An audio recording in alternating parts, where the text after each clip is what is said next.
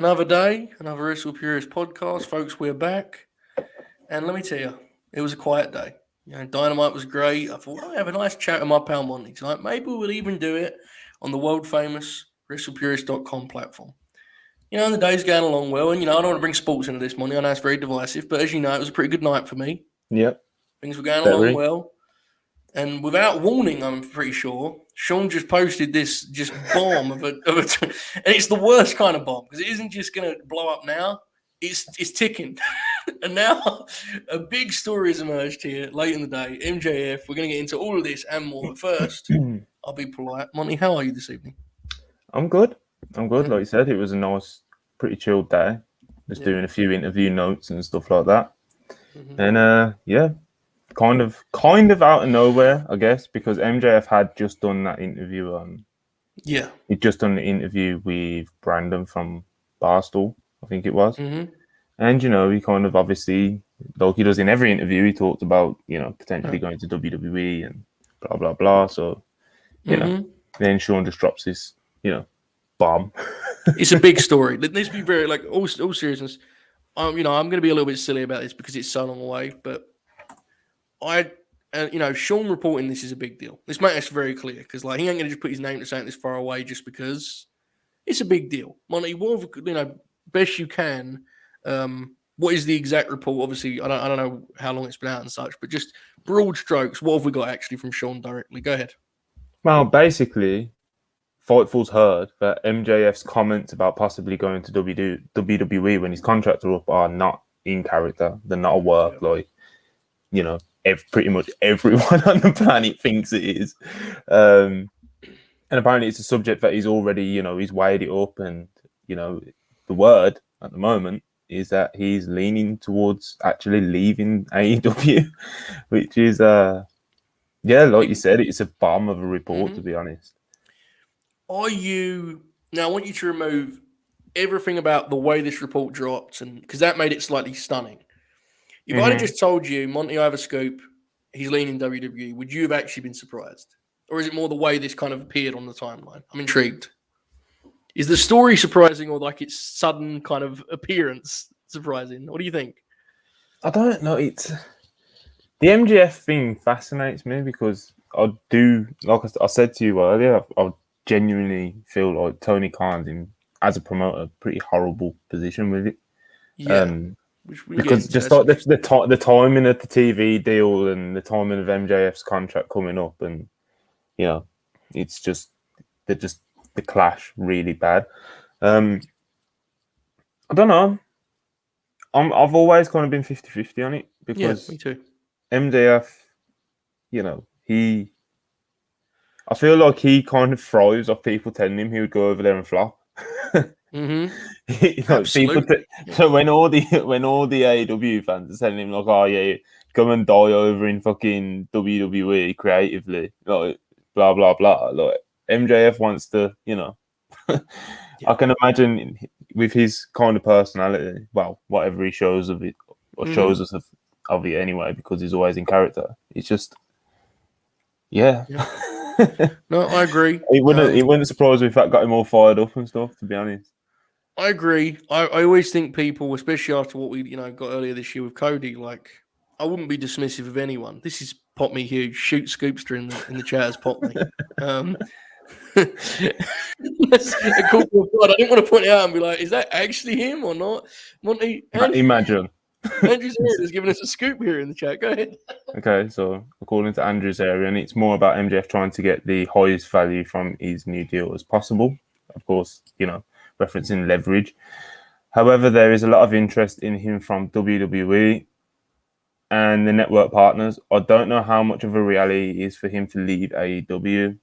Right. Wow. That's not surprising. It's not surprising, is it? This is once you get past the way this story just dropped, that's tremendous, by the way, big pop. Okay. When you get past that, is the story itself surprising? Not really. Because I think we all believe that there is a big bag of money waiting for MJF. Of course, from that side of the thing. Now, the belief, I think, among most of us is that Tony Khan's going to try his best to match that, within whatever their boundaries are. We don't really know, right? We don't really know how that whole deal works. I don't think anyone's surprised that there's a big offer waiting for him. The question is, how much stock do you put into the element of the story about kind of MJF and Tony Khan not being quite where they were 2 years ago? Because that is important. Very, very important. Because let's be honest, okay? If the money's close, AEW's got the advantage of it's more free and the schedule's better. But if you're clashing with the promoter and you feel like you're not getting the treatment you deserve opposite, these traditional top guys of yesteryear, that can make things, different. Andrew also says, in December, a network executive was sold on MJF. When I reached out to WWE, they told me they would definitely be interested once his deal is it just feels like, and again, folks, I don't know the numbers, right? But Monty, it sure feels like this is going to be a monster offer that's waiting for him. So I'm not surprised, but, it's the game he's played, and he's winning at it currently, Yeah. to be honest. Especially if he's got network executives, WWE higher ups, like they're waiting to dangle that big offer in front of him. Like I said, it's the game he's played, and it's seemingly paying off. And he's got 2 more years of adding to it, and all he's going to do, his star is only going to grow. Like I said, Tony Khan is in a really awkward position, and might as well get into it now. Good. So he has to take a gamble, and there's multiple ways he can take that gamble. So the first gamble would be you offer MJF the big contract before you get the offer from the next TV network. Yeah. Then that puts you obviously at risk of going over budget for talent. You know what I mean? But of course, it's MJF, so is he worth it? Probably. When you look at his ceiling, etc. Then the other risk would be that if Tony Khan is confident enough to just, let his contract run out and hope that he chooses to stick with him, which is, and of course, within all of those risks is where does MJF becoming AEW World Champion, which feels like something that should happen in the next 12 months. Where does that fit in? Like, because if Tony Khan's going to do risk number 2, and let his contract run out, is he going to be happy putting the title on him? No. And because they have so many options for that role that he couldn't, right? He just couldn't. I have to say this because, and what I'm about to say, I want to make it very clear. This is not me questioning the value of MJF. On today's show, I literally was talking about on the Late Night Green how great he's been this year. So I'm not trying to question MJF. I do wonder, genuinely, Monty, the value of talent now intrigues me. And this is maybe not the day to get into this topic in true depth and detail, but I do wonder sometimes if those of us that are genuinely deep in and are big-time fans, and we know the difference between what one guy can do and what another can, I would be really intrigued what difference MJF makes to their actual bottom line. Now, hold the phone. I'm not saying he doesn't make a difference, and I'm almost certain he will make a difference over the next 15, 20 years of being a main event player. Let's be very clear about it. Yeah, I know where you're going. I'm not sure if the chat does. I just wonder sometimes because I can't help myself but kind of ponder what actually happens if he leaves. Like, what actually happens to AEW? Like, we're going to see the demo, fall? Or are we going to see that 100-deep roster one steps up? Do you see what I'm saying? And this is the stuff that interests me. That's the thing with AEW's roster because of the way it's used, especially with MJF. It's not like he's wrestling every week on there. Right. And he is, and that's not me saying he's not a big part of the show. No, he is a huge part of the incredible. show. He's been incredible, yeah.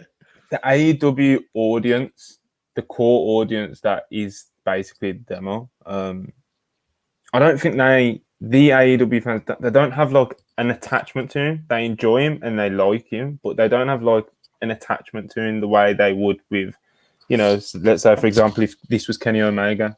If this was Kenny Omega right now, I think that could potentially, hurt him because Kenny Omega is, he was basically the face of, he's kind of the face of AEW in many ways. As an idea, especially, I agree, yeah. Yeah. I don't know. I do think about that a little bit because we're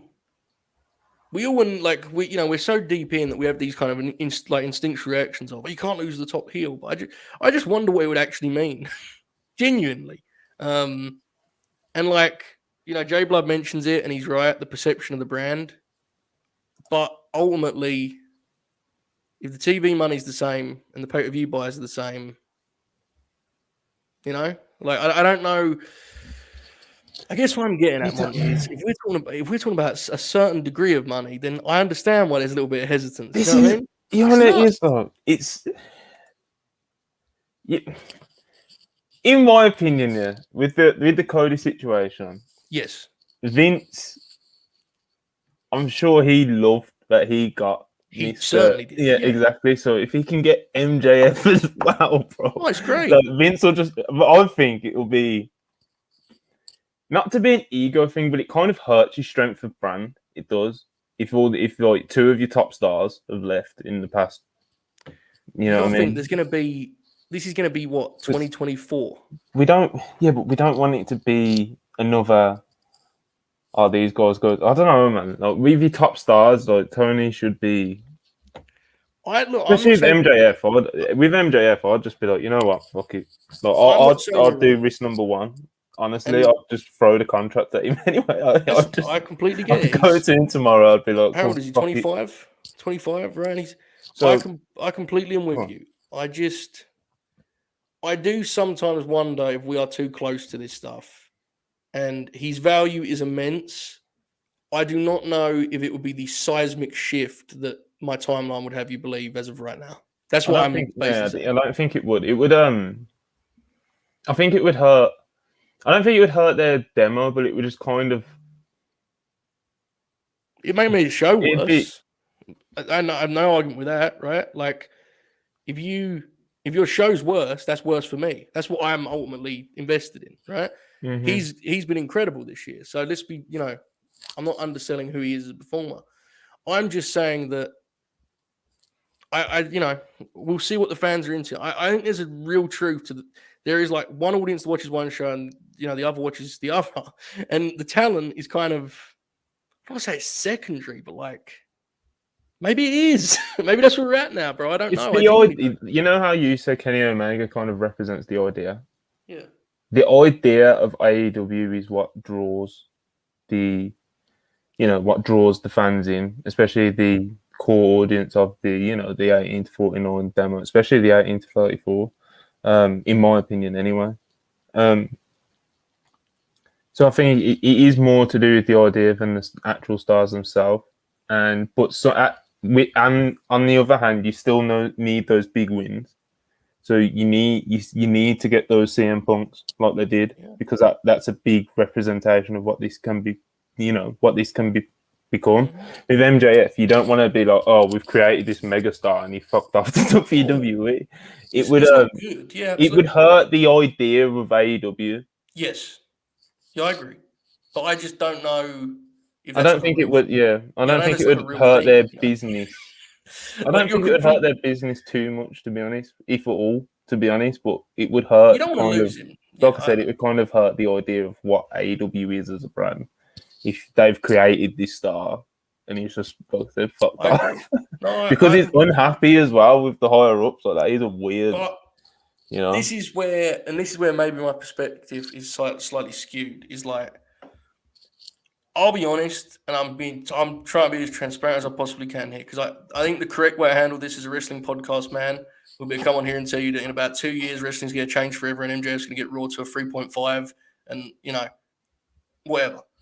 My genuine response to this is I am in absolute awe of the way how shook people are about it. Because to me, and this, like, I love the game, and I like seeing the players in the game. Okay? Yeah. The team which they play for at this point for me is like, it's whatever. I'm intrigued by MJF and WWE. I'm sorry. Yeah, we love all we're football fans. I know. Real football as well, not that bullshit. So let me be clear and say I'm not trying to undersell this story, because I'm genuinely interested in what this looks like. I'm just saying from a business perspective, I do wonder if we're at a point where things are so like steady on both sides, it'd just be the exact same after, I don't know. Product wise, it's exciting to me because I want to, I want good wrestlers on WWE. You want to know what we should do one day? Yeah. Because if we got into it now, we'd be sat here for hours, and we can't do that. But we should imagine if wrestling had a transfer window. Oh. So for like 6 weeks, you know how like wrestling companies can't reach out to other wrestlers. Oh yeah. But for that 6 weeks they can. Right. Let's do some role play. Let's do some role play, Monty. Right. All right. I'm picking up the phone. I'm Tony Khan. Okay. Yeah. Who am I asking for Vince McMahon, for MJF? Who am I going to? What names do I immediately pencil in? Oh, like, because everyone on that roster is like 40, so you have to kind of. Listen, I think you could fuck Vince McMahon if you could work it out like this. Because you know what it is? MJF is so young. MJF is so young, but Vince would just be so excited to get him. He'd probably give you like fucking. I want to. He'd give you. Get fucking Sasha Banks. That's who I'd get. That is who I'd get. Sasha Banks. There's surely not. Surely they don't do that deal, do they? Listen, I'm telling you, bro. Vince will be licking his lips at fucking MJF. I think you could convince him. I genuinely think Montez. Come on, bro. I love Montez Ford. Don't get it twisted. I love the guy, but come on, bro. If I can get the legit boss, I'm taking Max to the airport. I'm driving him.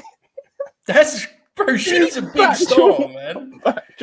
If I can get like 6 Sasha Banks matches on Fleet TV, I'm fucking, let's go for it. I don't know. In all seriousness, I want to, we will have fun with that one day because that's our shit very much. Yes. Imagine Bruce. Oh, he would be terrible. Here's where I'm at, okay? I am fortunate in that my fandom is such that I am intrigued by this possibility. I am. Sorry, I understand a lot of you are terrified of the idea of him in WWE. I'm not. But if you are, I get it. I wouldn't want, Eddie Kingston there. However, I do fear that with 2 years to discuss this, we may slightly overstate the ramifications of it. Just slightly, Mm-hmm. Yeah, of course. But I think he's a great, great talent, and he's the kind of talent that if you can have him on your roster for 20 years, he'll be on top the whole 20. I actually think he's going to be a hell of a baby face one day. So you pay up as best you can.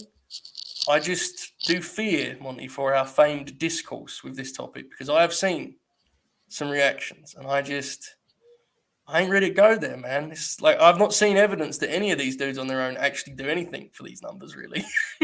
Like Punk did, right, and kind of does, but like. I don't know. Maybe I'm being unfair. Punk's obviously, he's an outlier.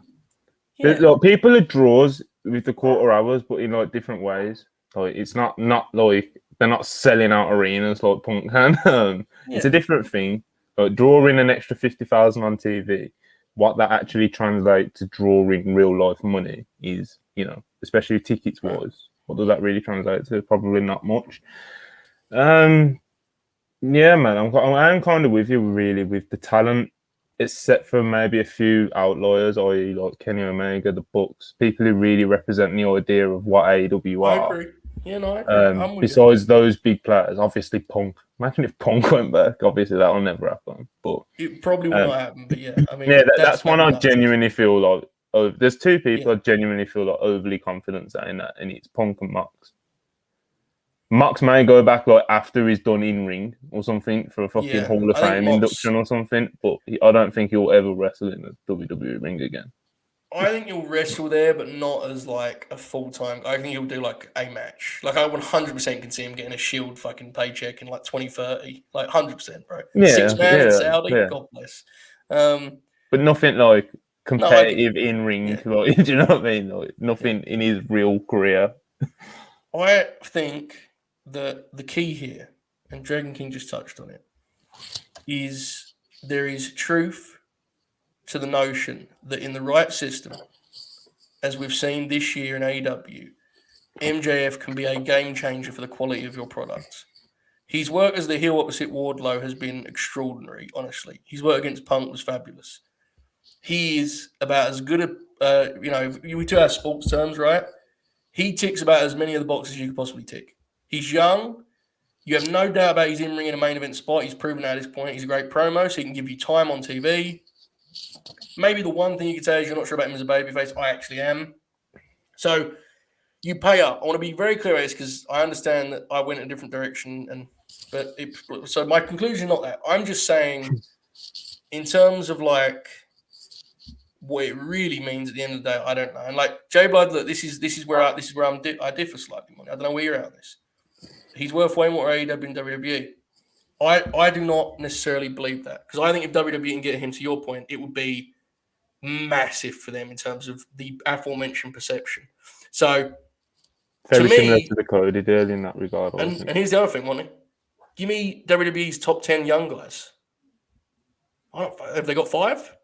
You know what I mean? Like, I'm more confident in the depth of AEW's roster in terms of young guys. So it's really, to me, in a lot of ways, it's that situation where they've done such a weird job of building new guys. I think his value at WWE is frightening. I think they may pay I'm talking some like insane money. And if they do, God bless MJF, right? Yeah, man. I think he's like I said earlier, he's playing the game very well. He's doing his thing. He's doing what I'd like to see more of. I like it when people do this leverage shit. When Roman Reigns done that promo the other day, one of the first things that popped to my mind was maybe he's just trying to get leverage. So, you know, he can talk about this shit, he can drum up the talk about it, blah, blah, blah. You know, just do leverage shit. We see it all the time with other sports, but you know, wrestling's so weird in that regard when it comes to like contracts and everything compared to other sports. I know this isn't a, you know, real sport, whatever you want to say, but you know, I've always found that aspect very interesting. My God. But you talk about certain things as well. It's Are you back? I froze. You did freeze, but now you're back. Carry on. Maybe I froze. Carry on.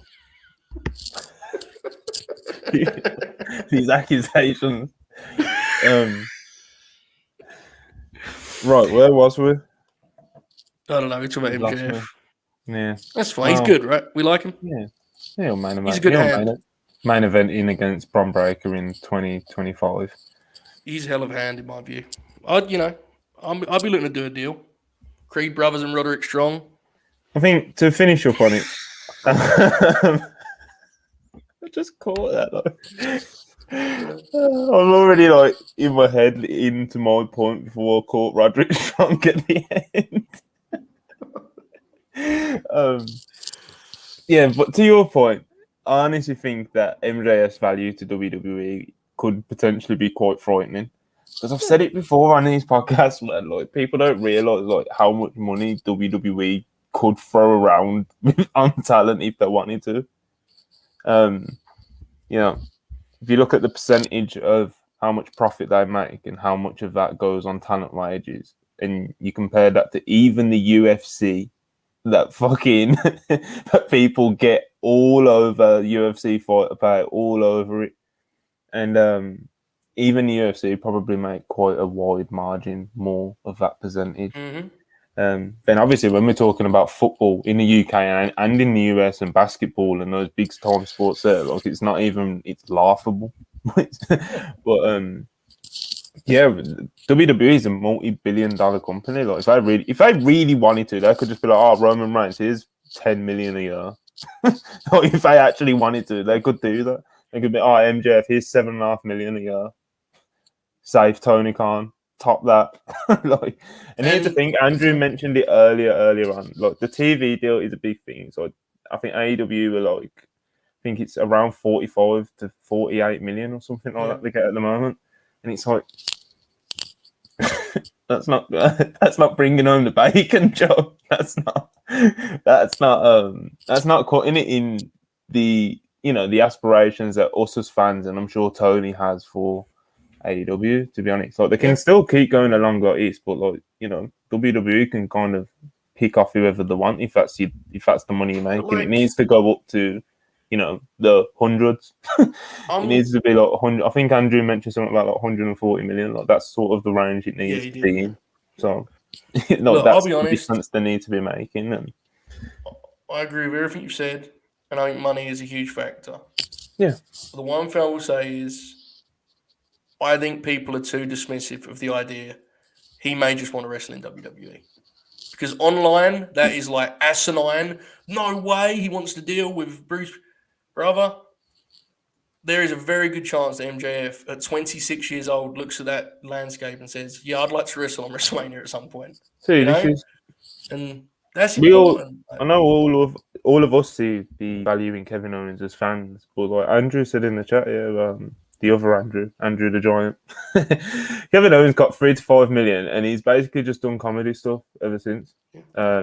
Obviously, he got the Stone Cold match, but that was just to get fucking stunned and stuff. Of course, it was fucking incredible. It's amazing for him. It was it was incredible, but. It's not like WWE like, we're going to give him 5 million a year, and he's going to be, our main event in plenty more WrestleManias and Universal Championship reigns. Like they don't. Would he be that on the other show?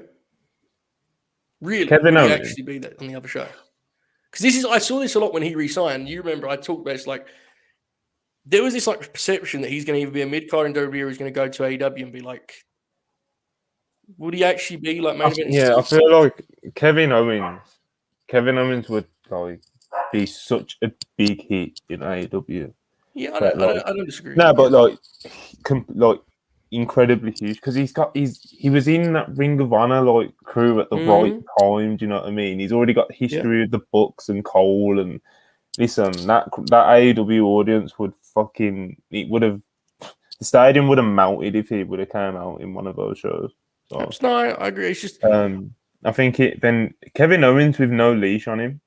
So even in WWE now, he's one of the best parts of their product. He's fucking great. I love the guy. But in AEW, if he could kind of just go out there and just be creatively a lot more free, I think he would. I don't think he'd be the world champ there. Chat's divided on this. I personally don't think he'd be the world champ there. How old is he? I actually think Elliot has gone in the exact direction. I think he would be in the Adam Cole stuff and the Elite stuff, and that's cool.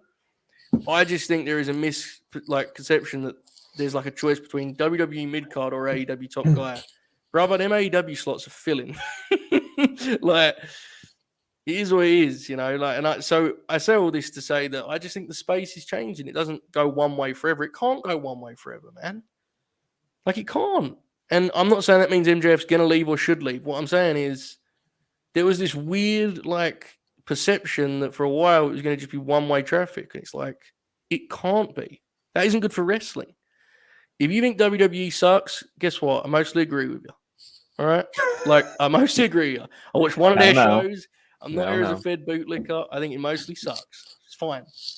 However, I do think there is this belief that everyone in wrestling is if you sign there, it's only for the money. MJF may actually want to wrestle at WrestleMania as the WWE champ. I think that's very feasible. And to be clear, I know you know that. I'm just saying, there's a lot of moving pieces to this deal. Obviously, we're going to have 2 years to cover it, so let's not leave it all out on the floor, brother. Let's leave some stuff. But there you go, MJF. Okay, we ready to move on here, Monty? Do some other fleet stuff.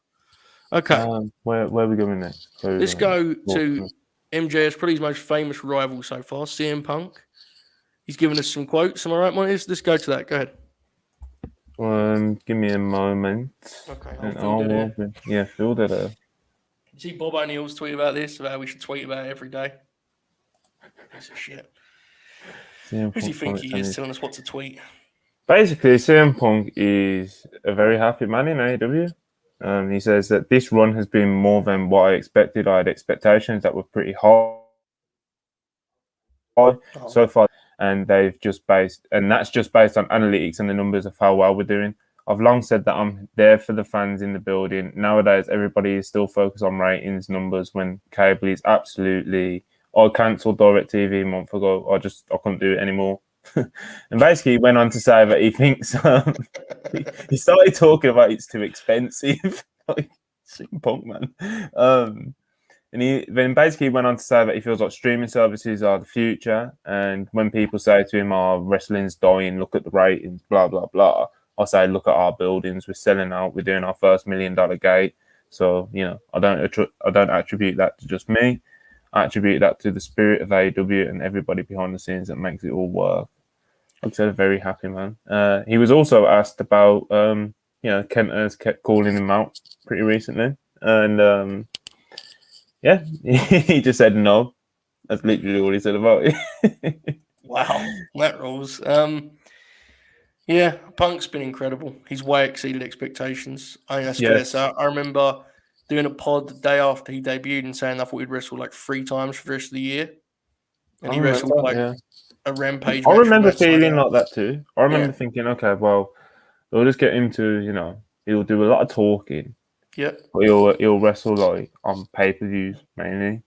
And he'll do the odd like special Dynamite and he'll wrestle like once every 6 weeks or something like something like that. But no. There's been stretches where he's wrestled week after week and stuff. He's been incredible. It's amazing. It's incredible. It's amazing. He's the best story that I've covered in wrestling. What is with these old Ring of Honor guys, man? Like they come into AEW and you think, they probably won't wrestle too much. Like Bryan Danielson did it, and now Samoa Joe's doing it. He's already wrestled like 3 more times than I thought he would. This is where my brain is like a mess. Is that everything I just said about MJF? If I was at the desk and like Sam Joe or CM Punk's contract's going to be like, we're talking 10 million. It's the signing up. Get him in here. So, they're very special. They're some of the greatest wrestlers ever. I'd give some weird people in this business big contracts. So. Don't say weird. It makes it sound criminal. Some real freaks out there. I'd play up. Okay. I think that was. I think most fans share Punk's sentiment. I will say though, Monty, while it is nice that he simply looks at the packed arenas and loud live crowds. Has he considered comparing the television ratings of 1998? I feel like that would give him, it's definitely the correct way of doing this, right? I'm told. Did you know TNA used to do a better viewership in 2010, Monty, by any chance? Granted, they were not even in the top 10 TV shows at the time, but okay, let's just say the number, huh? Well, there's not really it's what they do. It's what people do. It's what they're always going to do. What can you do? Shit. Yeah, basically. Just the sometimes I come across tweets, especially in our mentions, that it's almost astonishing the amount of context people can remove in one tweet. Yeah. It's amazing. It was watching people react to that Rampage number on Friday was incredible. I mean, it was like you were not watching it. It was only like a little bit under where I was thinking it was going to be anyway. Brother, it was above what I was thinking. That shit was on honestly 10:30 in Great Britain. I ain't watched wrestling at 10:30 in Great Britain in my whole life. I've never seen anything like it. We got it again, haven't we, this weekend? No, this week. I can't wait. We've got big matches too. Frankie Kazarian. She's kicking the shit out of his mic now. We've got Frankie Kazarian. Yes. All the stars. Of course.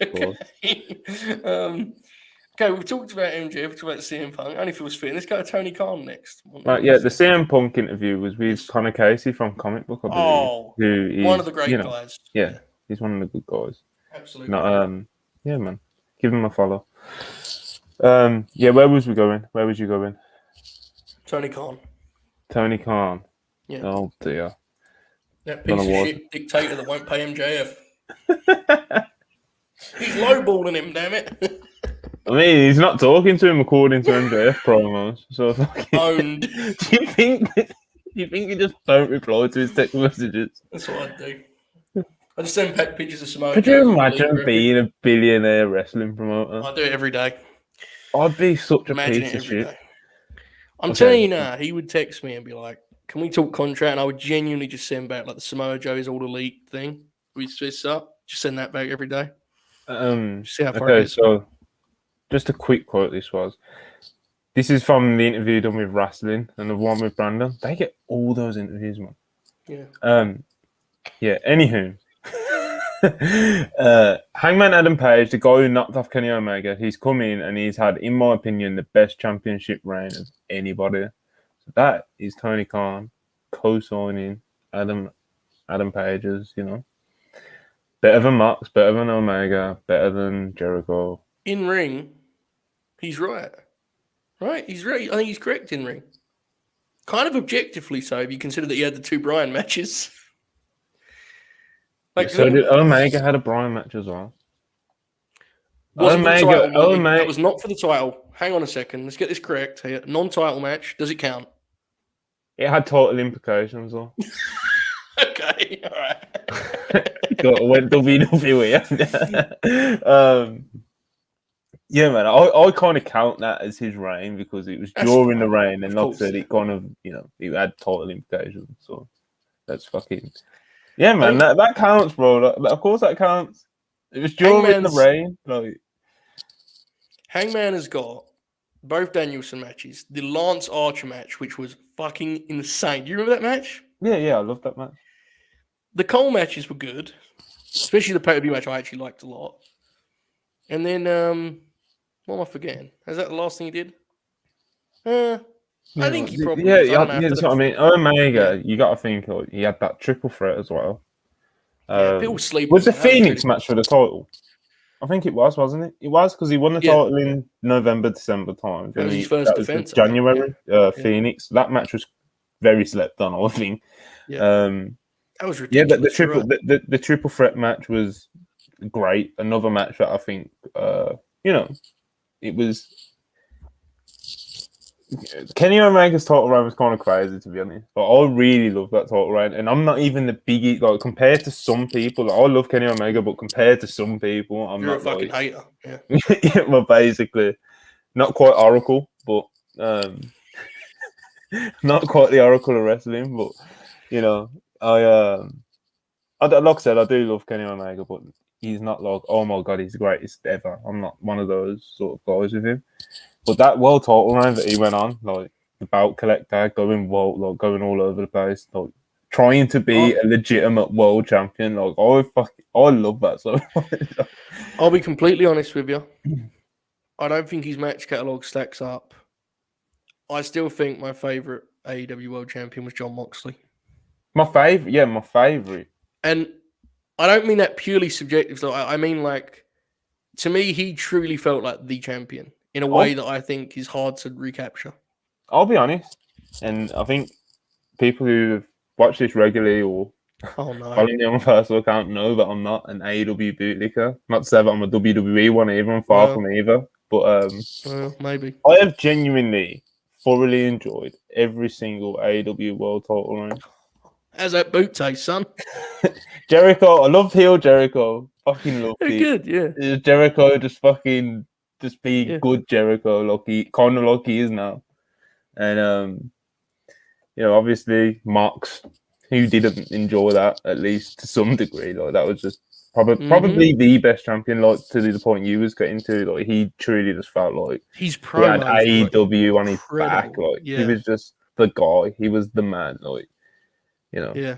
The roster's too good for that now, bro. No one can feel like the guy on that promotion because there's too many of them.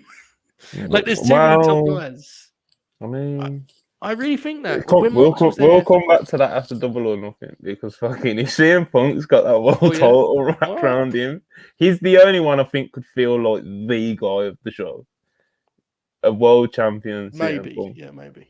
Listen, we got kind of like, you see that promo we did yesterday? Oh yeah. It was just it was like the taste of like what? Oh, yeah. Oh my God. Look, I'm so ready for it. They got to explore it. I do think so. I just there's too much on the table. I think I really do. But they teased me last night with it. They have to do it now. I've decided. Yeah, it's interesting. I actually, we've gone all around the houses here, but I think the Hangman Take is a fine one. He has been incredible in the ring. He actually doesn't get enough love as an actual in-ring pro wrestler. It still feels like to the fans, the fan perception, like even though everyone loves him, it kind of feels like he's still not Mox. Punk. He's still trying to get there, man. Like, and we all want him to, but I feel like, give it, like you said, give it time. Takes time. He'll get there. You have to He's more than good enough. He's more than good enough. He's more than good enough. So, and the promos are just getting better and better. So. Oh, he's awesome. That's what I mean. Absolutely awesome. Feels like a cool guy. Honestly, though, I mean, that's a real. Like, I actually trust him to not make an idiot of himself in public, which in wrestling is like, there ain't many of those guys, So, yeah, he's awesome. He feels genuine, Like, you know who else is genuine, Monty? How's that for a segue? Young Eddie Kingston, the Mad King, as God he's affectionately bless. known in some circles. God bless. He has informed us that he intends to win the G1 Climax. Tell us I about love it, this Monty. story so much. I really love this story so much. Right, so Eddie Kingston done a interview with none other than Fightful Sean Ross Sapp.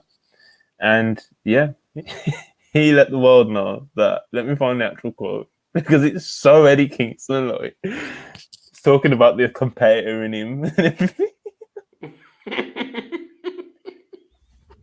I actually, before the MJF goes, I love him so much, man. Like, on one of these podcasts, we're going to do like a fantasy B block for guys who want to see Eddie wrestle. Just put together like 9 names just for the we have a whole debate about it. We could do it as a draft, honestly. He was talking about the last time he was in Japan, which apparently was 2011 for Osaka Pro.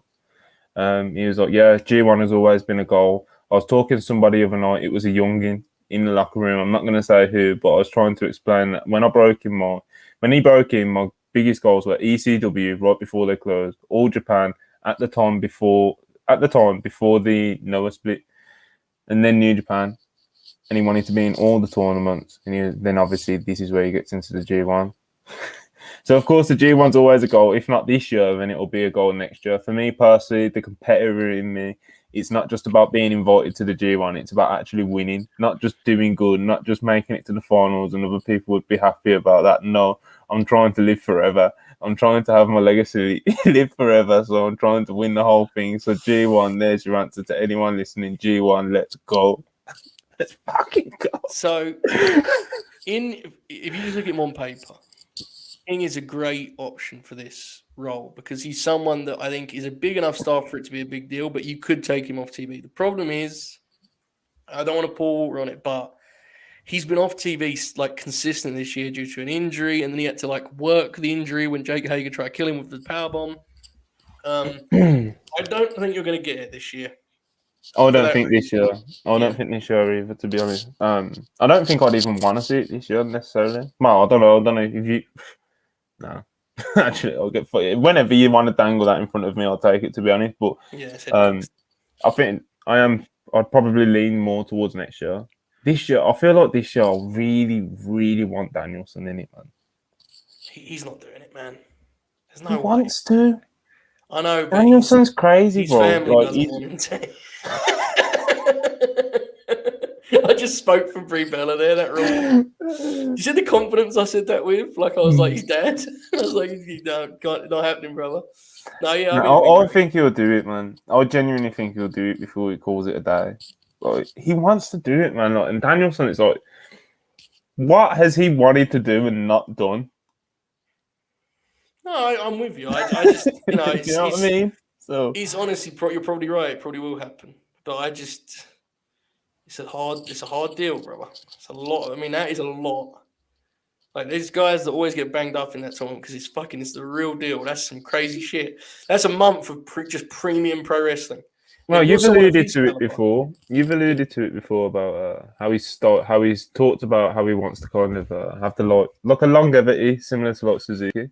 Yeah. And if you're paying attention to it, you can kind of or even if you have someone pointing it out to you, you can kind of see it now. Like he gets a lot out of a little, whether that's a strike. He's not just going to strike; he's going to kick the fuck out of you, and the crowd's going to pop for it. He's looking after himself. Yeah. So and I don't know, man. He's so smart. Like he could probably get through a couple of the matches without taking too much of a damage to the neck. And if the thing is, though, when you're a star of his caliber, every night there's his block, he's going to be like one of the top 2 matches. Which is like, that's like that Okada Tanahashi. Like, you know how some guys, Monty, like they can wrestle 10-minute matches and then 2 nights of the tour, they'll like work the top guys and do a 20-minute match. When you're a top guy, you're working those main event matches every single. Yeah, it's like Okada. You'll go like 25 minutes with Tamatanga and shit and lose. Yeah, well, there you go. So it's challenging in that regard. But I mean, if you look, I don't disagree that you could do it. Eddie is such an interesting. He is an interesting case. You know, he's like, You could argue that in many ways he feels like the heart and soul of the promotion, but he could equally miss a TV, and I wouldn't think anything of it. Unless I'm mistaken, he's never on their promotional material because he's fucking Eddie Kingston. He wears a shitty black and yellow tribute to Kota singlet with, and he just rules, Yeah.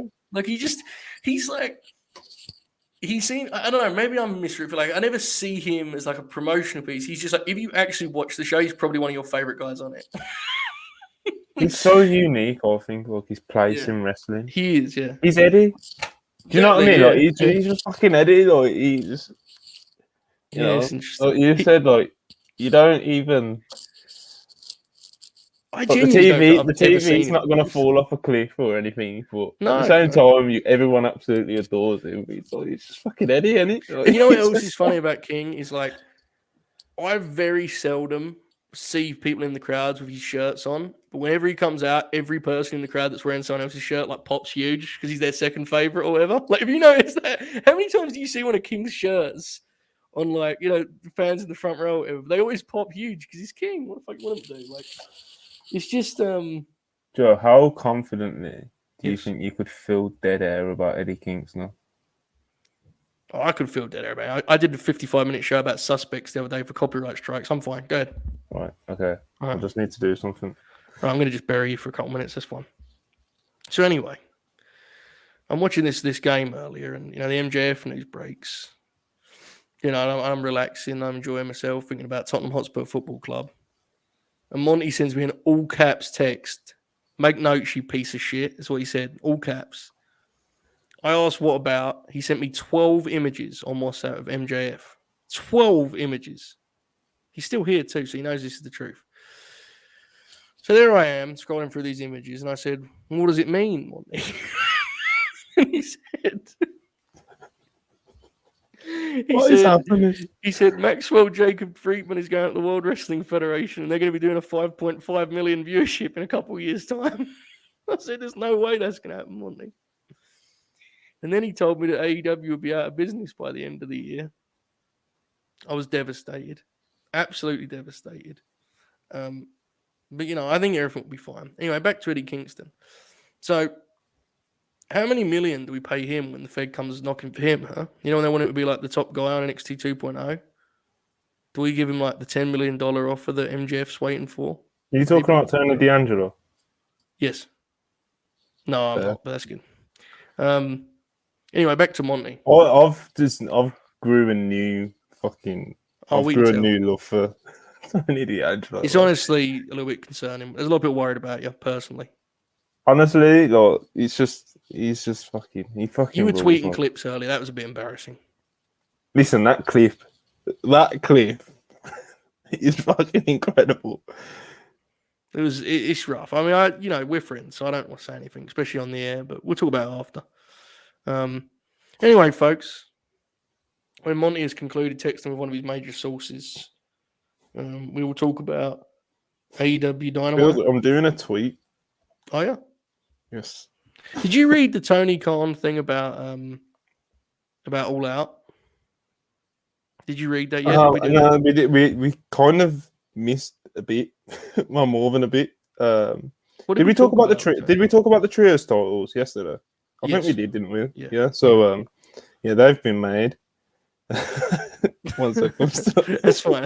I didn't realize you still needed more dead air. Okay.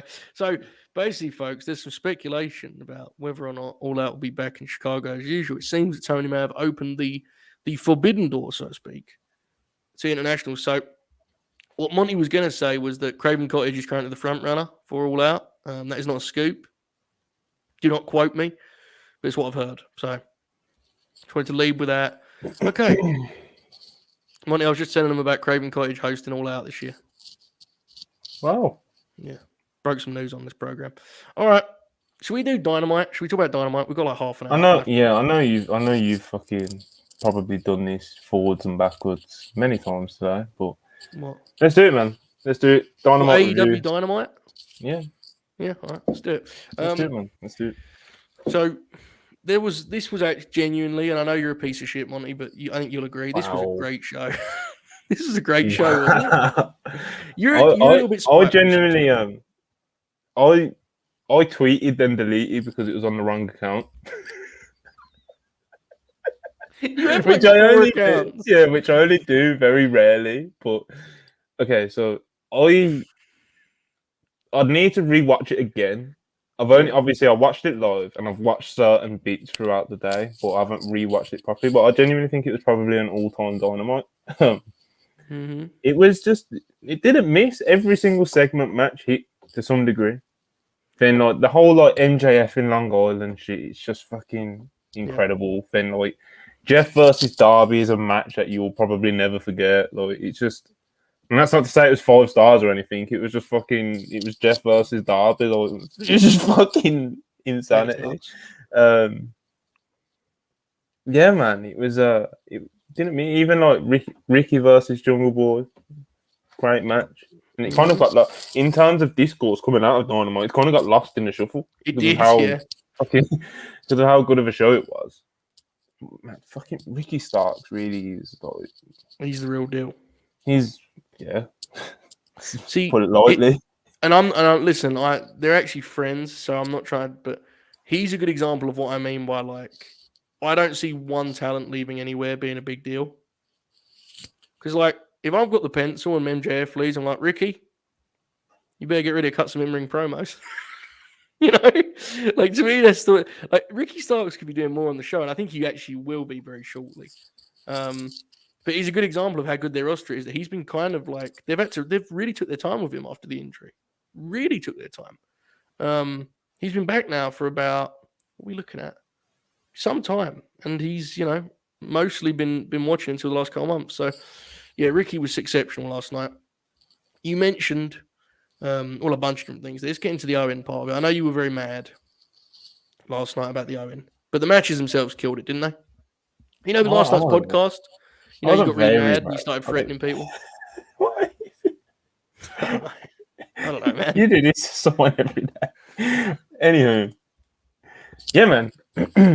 Cole versus Dax. I think it was one of the matches I was probably was the match I was most excited for, to be honest. Anytime I get to watch Dax in a singles match, he gets me very fired up, to be honest. I think the match, in terms of how it went, was kind of exactly what I envisioned, to be really honest. Adam Cole was, he was decent. He didn't set the world on fire, I didn't feel like.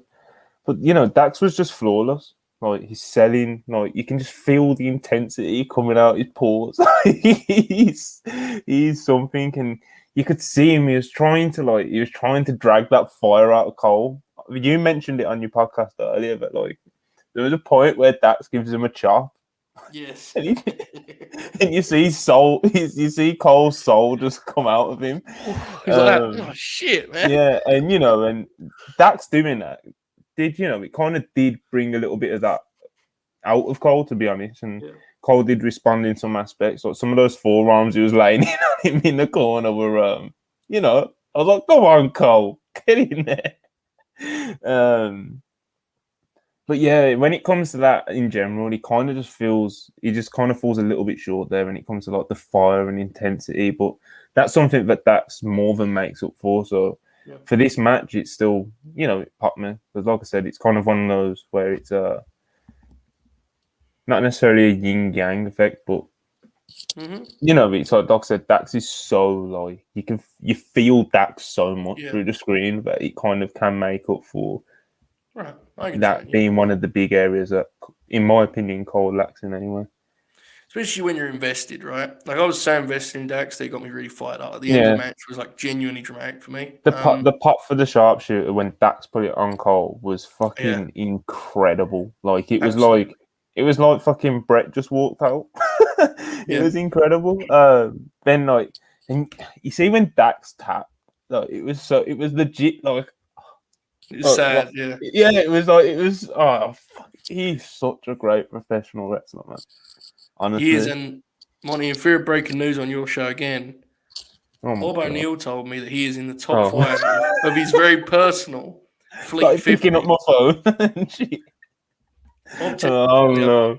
He goes, Dax Harwood is in my top 5 in the Fleet 50. And I think I've seen him tweet something like that. Like, Dax Harwood might be the best wrestler in He's a good AEW at the guy. moment or something like that. Yeah, I like Dax. I think Dax is right up there because he's getting those singles opportunities. Yeah, and Dax in a singles, he's just like he ain't wrestling just a singles. If you know, well, you probably definitely have noticed that pretty much every singles match he's worked has been against someone like that you want to see him wrestle. The only one he's whether won that's is Cash. Cash. Yeah, he loses to top guys every time in singles match. It rules. He's great. He's fucking amazing wrestler. That was the opener. It was great. The main event, as you mentioned, was spectacular in its own way. Jeff and Darby. What did you think? I mean, I know you kind of touched on it earlier, but I think you weren't too sure of how good this would be. I think we kind of concluded last night it was probably going to be good. Well, but I think they went, pretty extreme with it. Fucking balls. Where do you start? Yeah. You know what? This is where you start. Fucking Tope Suicida to the chest, bro. Oh. That's where you start. Did you see Jeff race himself? You see how Jeff went down? He went down like a pensioner getting shot, bro. He was so tense. He was like prepared for he stood there locked in and he just went. It was terrible. You know when someone he fell like straight. Do you know what I mean? Like he fell like that. Like he didn't like crumble down like most people take a bump. He literally just like he collapsed. Listen, those topes from Derby though, I know every podcaster and everyone on Twitter says it, but they're worth talking about because they're just like a fucking bullet. Like it's kind of crazy to see. And when he just hits you square in the middle of the chest like last night. Incredible stuff. Yeah, and, spectacular. Yeah, man. Like, and watching Jeff Hardy these days, it feels like how some wrestlers pick their spots in matches to explode and stuff. It feels like Jeff Hardy does that, but with actual matches. Like he's like, okay, I'm gonna wrestle these 3 matches, and these I'm gonna just get through. But when I wrestle Darby, I'm going balls to the wall. So I think we kind of got a glimpse of that in his first AEW match with Matt. That was kind of like, I feel like that exceeded expectations. Yeah. And, the matches since then have kind of, and obviously you give him a match like this, which is Derby match, and you give him something to get real fired up about. Mm-hmm. He's going to bring it. I feel like next week for the Cole match, like I'm sure you'll want to still have a good showing. But I don't know. He's even going to make it to next week after that. That's all weird. I have to say, listen, the crowd will love it. That is not the most exciting semi-final match for me personally. That doesn't mean it isn't exciting for anyone else. It's just Cole. It's just going to be Cole getting heat, and it's going to grab a headlock for soap. Brother, that ad break for us on Fight, he is going to sit in that headlock from minute 1 to minute, whatever, 3, 4. Because he'll just go with it. Because like we said, Jeff's going to obviously be feeling it next week. Guy's 44 for fuck's sake. The thing is, though, it will get over. So God bless him. It will. It will. But like I said, there was a big headline last night in the Angle arena, in the sense that we kind of talked it through, and we were unsure, right, of the Blackpool Combat Club element. We got what we kind of had touched on with them and Jericho Appreciation Society and all that stuff. I thought it was a great, great moment here in Wild Thing, and the people figuring out for themselves what was about to happen. They came up with the big Eddie chance. This was a hit in my view, Monty. I know you wasn't necessarily expecting it. She was kind of leaning in the tag title direction for Blackpool Combat Club. What do you think of the angle? Yeah, man. It's like, I think it starts with Jeff Parker and Matt Menard. I fucking love 2.0, especially Matt Menard. Daddy Magic. Incredible. Like, he just pops for every time. Like, all he has to do is say a sentence. It's just the way he delivers things and stuff. Like, he's just I just find him so funny. Jericho's back, man. Like, he really is back in a big way as well. Straight from the jaws of being washed as well. He was so close from getting that label from some people were already giving it to him, but the consensus was starting to turn, man, and he's back.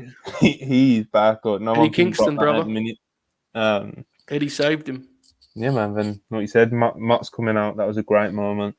Obviously, the crowd absolutely rocked it. Then you got Danielson coming out with Utah and Regal ready for the straight there. Ready to scrap. It was fucking incredible. He better have a promo segment alongside King where he fires King up, because when that happens, you and I are going to just. Could you imagine? Yeah, I only have one Oh no. problem with it. Oh. So it's a little thing, but it's one of the little things. You know how Tony Khan says he stays up at night ripping his hair out about this thing. Yeah. You know what he should have done? You know how King, Santana, and Ortiz all they just appeared behind. I feel the crowd were ready for Eddie's music to hit, man. They were so ready for it. I was waiting for it. Like I was just waiting for that pop, like the Eddie Kingston theme to just. I'll go one better. They should have got the shot in the ring where they clear the heels, and then you do the big moment where Mox turns, King's there, and the place pops for them like high fiving and shit and doing like a bro hug. The place would have come up huge for that. But so I had a couple of different things I would have done different. But the core idea is great. I mean, I said this earlier on the Dynamite review, like. Bro, they should just have the baby faces just slaughter these dudes. Like, just like 15 minutes of just beating the shit out of these guys. Because that won't hurt the heels at all, will it? Like, they've got so much heat on these dudes. Just pay it all off, and really good stuff. A couple other things here, because we're kind of doing broad strokes, Dynamite, because frankly, the MJF needs to cover a lot of this show, because, Of course. but it is weird. A couple other things. Tony and Jamie. Oh no, his news broke. You look alarmed. You look concerned. No, I'm kind of looking. I've got notes. I'm actually prepared for one. Tony and Jamie, I thought they rocked it. What do you think of that match, Monty? Tony and Jamie. Yeah, it was a good match, man. They both look great, to be honest. It's just one of those things at the moment where Jamie Hayter literally doesn't miss, and Tony Storm's been pretty much flawless ever since she's came into the promotion. So, then like Jamie's just so easy to like. Like her offense is so like abrupt, and it's snappy, stiff, and like I said, Tony's been flawless. I think I wouldn't be surprised if Tony genuinely just strapped the rocket to her. She wins this tournament and she's ramping in like the next 3 months. That brings me to I've got kind of like a hot take about this whole women's division / tournament. What is it, man? Okay, so the champion's a face who isn't turning heel anytime soon. Yes. Yeah? So how many heel challengers do we really have for her? We've got Deeb, which is going to be over and done with in however long, and then so here's my hot take. My dark horse to win Double or Nothing is Deeb. It wouldn't, or maybe not a Double or Nothing, but say if they have a rematch or something, it wouldn't surprise me too much because it just feels like there's so many faces lining up to like challenge for a title at some point. Have you considered where Julia Hart stands in all of this? No. Yeah. Okay. Good. I was wondering. All right. Heels. I'd like you to explain it to me. No, I'm not either. I was just asking if you had. I haven't. Where is Julia Hart in all of this, Joe? I don't know. She took a picture today with a sneaker across her bad eye. Is that from today? I don't fucking know. So Joe does this thing. I'm going to share this with the chat because we're all friends here. Sometimes, obviously when you podcast together with someone and, you're trying to manage a website and stuff like that, you talk and sometimes you might have a question for Joe. And sometimes you'll ask Joe a question and he'll just reply with just a random image from his camera roll. And when I say random, it could genuinely be like anything. So like today, I asked him something. I think it was like what time we're going on the podcast later or something. And he just replied with that picture of Julia Hart with a sneaker over her eye. It's like, and I didn't know. And sometimes I can kind of get where you're going with these random pictures that you do, but that one just gives me nothing. Correct. I do that. I just think it's boring, man. Like write a reply. Like we have to be serious. Like we're like, let me just send a picture. You'll figure it out, right? I don't know. Like what do we? It's rest of the media, brother. What do you want me to like write a letter back to you and mail it? It could be. I could ask you about, like earlier. You're excited for the football, mate. It's a good picture, wasn't it? I didn't know it was from today, which makes it slightly funnier. Okay. Dude, she's covering. You don't understand. She's in public without her eye patch. So she has put a literal sneaker over her eye to make sure no one sees her eye. Have you considered this properly? I don't think you thought this through. That's incredible. You don't seem to be, I think the chat's on my side on this. Anyway, Yes. if you've ever DM'd me, you'll know that I absolutely just reply with still images of things and hope you find them as funny as I do. Oh, there's a lot of skip, yeah. There's a lot just of different, skip. Just imagery. Do you have a folder for skip? No, I don't have any folders. You don't have a folder. I just scroll and you know the worst thing? Like the amount of shit I just save that's like not consequential because I'm sending it to someone.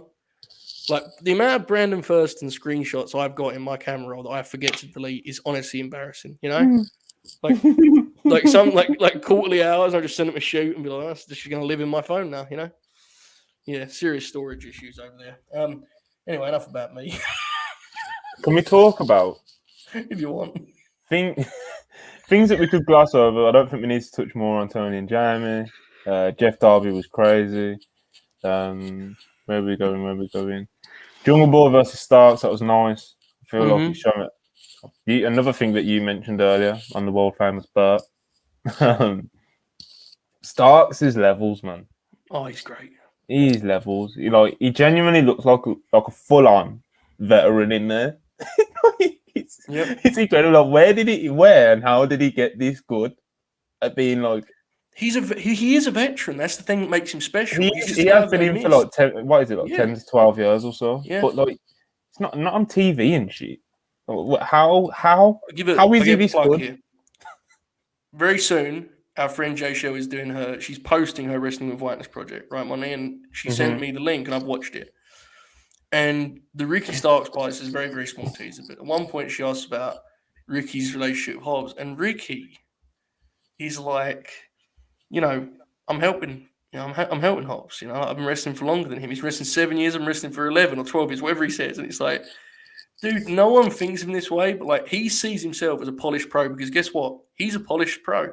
Like, he's that dude. And I've said it for a long time now. And he may be my favorite of the guys that we always talk about, you know, who's got next in terms of upcoming champs. He is remarkable. I think he's absolutely spectacular. In every category, I think he does it. He ticks every box. I think you can use the phrase crossover. What does that mean? I think you can be someone that people that don't like wrestling actually like and enjoy it. Yeah. I think he's cool. He's charismatic. He's handsome. I think he's the whole thing. And also, he was on the Distraction podcast about 2 years ago, but enough about me. Yeah, the only thing, there's two last things on Dynamite. So we've got 15 minutes. Yeah, we do. The contract signing, obviously. Yes. Boo Wardlow coming up on the Titantron. That was quite a pop for me, to be honest. The dark side of the ring. You know what I love about that? I checked after Dynamite, right? We tweeted, "This is incredible" at exactly the same time. That rules. I gotta change how I use Twitter during that. Like, why have we all got to a point of Dynamite where we just tweet like, "Holy shit," and like it feels, I don't know, is it good? Should we keep doing it or should we stop? I love it when I tweet something. When I tweet that was incredible. Yeah, but people will like it 2 hours later. Yeah, and it just pops me into imagine like, what did they like check the times and know what that was about? Or what if we, you know how I reply to you on WhatsApp? What if we did that during Dynamite? Like a bad segment out and I just post a picture of Julia Hart with the shoe over her eye.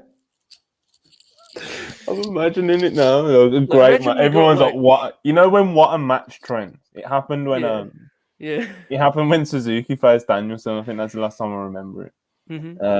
It's always when Danielson's involved. Yeah, sure. What a Match will trend on Twitter. Yeah, like everyone's tweeting stuff like that, and you just see like a random Skip Bayless meme in the middle amongst it all. And you know what the funniest thing? Like people are this is why that's why your random pictures are funny. It's because like people will try and work them out. Like they mean nothing. The best one ever. It was a friend of, I forget who it was, but it was someone we both mutual with, and he's a great brother. But with the night when they were doing the Forbidden Door debut and everyone was tweeting like eye emojis, I tweeted the poster of When a Stranger Calls because I was watching it that night, and people were replying like, "What does this mean?" I'm just watching the movie, man. And it's nothing, but it's good shit. Okay, anyway, so dark side of the ring. They went all in with it, man. Like it wasn't like some 30-second thing. Like it was like a genuine. Like, it looked exactly like the thing. Like they got the actors into like, you know, like the fuzzy shot of Wardlow putting the ring down and shit like that. And that they got Jake the Snake was on it, who he's a regular fixture on that program. Barry Horowitz was in it. And he said something like Jewish wrestling legend Barry Horowitz. That was incredible. Then MJF's entrance, obviously in Long Island, as we mentioned earlier. It's not just that he gets a pop. He's like he loves it. He loves Long Island, man. Like he's embracing the fans. He's fist pumping. He's fucking posing with the crowd. He was so good here, bro. He was incredible. He's so commanding. Is this the best segment he's had? Honestly, it might be, right? Well, just from his perspective, to be clear, not overall. Like his performance here is the best I've ever seen him. He was incredible here. I don't know, man. The when he convinced Punk to come out and fucking hug him or whatever it was, that was big for him. Like people were saying, like, "Oh my god!" Like the reaction that he got for that, people were like, I think for my preference, probably last night. Actually, I'm not 100% sure. I'm 50-50 split, I'd say. It's close, right? Yeah. It's close, but I think general consensus was, I'd say the one with Punk was probably a bit bigger for him because you know what was fascinating about that? Like when he was talking, like the crowd was genuinely like you could hear a pin drop in there. Yeah, they're actually. It takes it to last night. Like MJF is so commanding. And he has the crowd hanging on every single word he's saying. Like it's very. I mentioned it in one of the live chats earlier. Like it's kind of rock-esque. Like the way that the crowd is genuinely hanging on to every single word. Like they're so. Has he ever received the what chant? Like he's just like people are too invested in him. They just want to go with whatever he's doing. And when he can be a baby like he was last night, like he was fucking telling the crowd to jump up and down and do it. You know what I mean? He had them eating out his palm. He really is something, man. When obviously someone said in the chat earlier, like the guy's 26. It's actually like frightening how good he is at like being in front of live crowds and.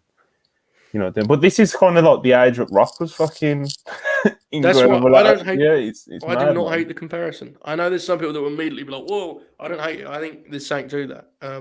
Especially last night, I felt the same thing last night. Yeah, he's incredible. Absolutely, he is. That segment was another home run. So then at the end, when Wardlow was clearing through the security after he had his cuffs off and stuff, the crowd got so lost in the madness and the chaos of it all. The crowd fucking popped the Wardlow and him powerbombing MJF. I'm glad you mentioned that because I forgot earlier. That was a real win within the chaos, as you said. Forgot. The crowd started to come off. Like MJF tries to get out of the ropes and he gets caught, and the crowd legitimately pops huge when Wardlow gets his hands on him. Then then he sets him up for the powerbomb, and it's like it takes him a second to realize, like, oh shit, that's our guy. It's incredible, man. Like we've said it many times. You've said it. I've said it. Backup Hangman said it. Like this Wardlow stuff stands a very good chance of being Tony Khan's like crowning achievement at the moment because it really is just it's incredible at every turn at the moment. To be honest, like everything's a genuine highlight of the week for me. I agree, and they've already set up the last two segments, so I think we're going to be sticking the landing here in terms of angles. Match itself, I'm confident, but we'll see. But yeah, the angles they've absolutely nailed it. It's been very, very special for sure. So, is there any other? Was there one last thing you wanted to say, or is that going to cover it for Dynamite? I think that covers us for Dynamite. To me, yes, there was the announcement. Was there one last thing? That's Joe Holbert, wrestling podcast extraordinaire. Yeah, the quick announcements. Obviously, Hangman versus Takeshita. That could be disappointing for people, I fear, because I do wonder if it would be like what Silver was for Punk. Yeah, I think if it goes longer than 10, I'd be very surprised, to be honest. That's what it'll be, what you just said. It'll be what Silver was for Punk. Yeah. You just get someone in there that the crowd will pop for and like and stuff. And, Hangman will beat the shit out of him. Look, I think even if it's that, it'll be good. I mean, Silver's comeback last night was great, and Takeshita's will be too, so I haven't got any concern about it, honestly. Then I'm sure I've seen Regal and Jericho having a face-to-face of sorts or something of sorts. That'll be just fucking. And the graphic, by the way, that'll have no right to be as good as it's going to be. Everyone is in the graphic. Every single person involved in it is in the graphic. So they didn't appear to present it as just those two. Like they just called it that, but there was like everyone was in it behind them. So yeah, next week's show looks really strong for sure. Yeah, and my closing note for Dynamite would probably be that. Oh yeah, that's it. Danhausen versus Tony Nese was perfect. Yeah, I bet it was for you, you piece of shit. But you was really happy about it. Yeah. We didn't need to see you mentioned it earlier. It's like Danhausen is just a fucking character, bro. Like he's not a real wrestler. Like what are we doing at this point? Like I know he can wrestle, and before the gimme, he was actually okay in Ring of Honor. Blah blah blah. Yeah, whatever, bro. Fucking, he's not like No, you're right. Yeah, he's not a competitor. As Regal would say, he's not a competitor. He's just a gimmick, man. And just like if you do this with him, he can just be the gimmick. And you touched on it earlier, like he's in a tag match with Mark Sterling. Like he can actually get some offense in on him and get some crazy pops and stuff. So I'm not a fan of the Danhausen stuff, but I will never deny. Like I tweeted it yesterday on the Purist account. Like the pops that this shit gets is really something to behold. Like it last really night is was something. ridiculous. Bro, when they shook hands last night, it was like absurd the reaction they got. It's just over. It is weird, and I'm glad for Nese to be in it because it probably isn't his ideal like dream role when he got into the business, but it's a good spot for him. They presented him well last night, so there you go. An absolute smash hit. Let's fly through. Yes, we have a couple last. I think we both kind of agreed earlier. There's probably not going to be much for us to add, but let's hit these last news notes anyway. Roman Reigns, we have covered every day this week. There is a different wrinkle every day. Okay, so what's the latest one? A lot of updates on his schedule. I'm not going to go over them again because I feel like I've repeated myself a million times with Roman Reigns this week. But apparently he will be missing Hell in a Cell. He will be missing Hell in a Cell. That comes from, I believe it came from Dave Meltzer on Wrestling Observer Radio. Then it was somewhat confirmed, I guess. Because it wasn't officially confirmed, but WWE did take him off the poster. And in a move that I think popped a lot of people, they put Cody Rhodes front and center instead. I don't really think it's... I've seen a lot of people trying to make a mountain out of a molehill with this one. Yeah. He's a part-timer already, blah, blah. I don't really think it's that big of a deal. Like, I've touched on it before after these pay-per-views at WWE, like these B-level pay-per-views at WWE, like people need to stop. Well, they don't need to watch wrestling however you want, but like this adjust to what they are. They're not real pay-per-views, man. Like these B ones, they're just what they are, sort of thing. You get your big 5 a year, and that's what you get. They're the real pay-per-views. So if Roman weren't defending on his title on one of those, then I could get it, but. You kind of got to know where WWE is at, I guess. Mm-hmm. I wasn't surprised though. I agree. It's not, like I said, it's not that surprising. It does kind of sound weird that it hasn't been defended 2 in a row, but like I said, these B pay-per-views are not a lot. And moving on, there's been Kota Ibushi still tweeting. He is, yes. A lot of people have been worried about him because he's tweeting a lot.